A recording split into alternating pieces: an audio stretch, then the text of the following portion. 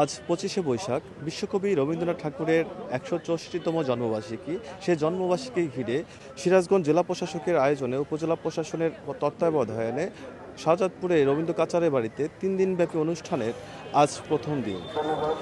কবিগুরু রবীন্দ্রনাথ ঠাকুরের পিতামহ দ্বারকনাথ ঠাকুর 1840 সালে 13 টাকা 10 পয়সায় এই জমিদার বাড়িটি কিনে নেন।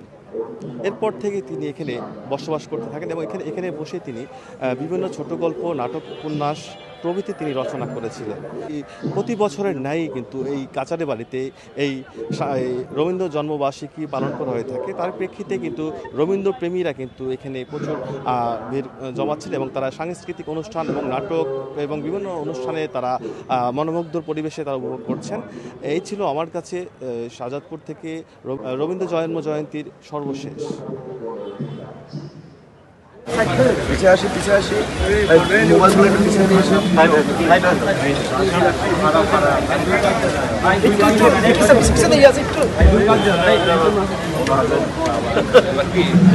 কেন্দ্রীয় আশ্রম শাহজাদপুর। নমস্কার।